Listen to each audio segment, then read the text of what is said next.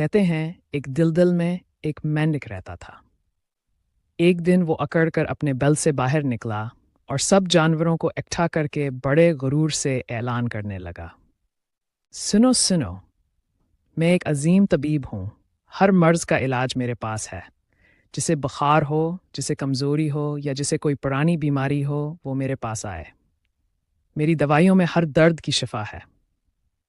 یہ سن کر کچھ سادہ دل جانور تالیاں بجانے لگے۔ انہوں نے خوش ہو کر کہا، یہ تو بہت اچھی خبر ہے، اب ہمیں علاج کے لیے کہیں دور نہیں جانا پڑے گا۔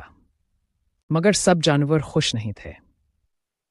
ایک چالاک اور عقل مند لومڑی خاموشی سے مینڈک کو دیکھتی رہی۔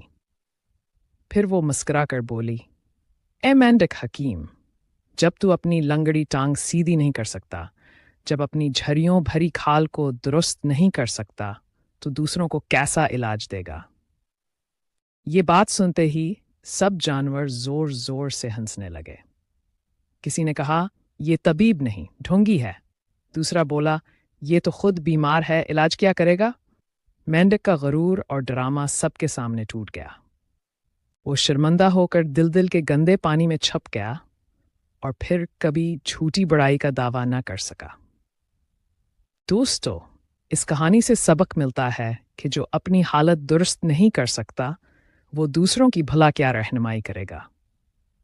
اگر آپ کو یہ سبق آموز کہانی پسند آئی ہو تو براہ کرم لائک کریں، اپنی قیمتی رائے میں ضرور لکھیں اور اپنے دوستوں کے ساتھ شیئر کریں۔ اور ہاں، نئی دلچسپ کہانیاں سننے کے لیے ہمارے چینل کو سبسکرائب کرنا مت بھولیے۔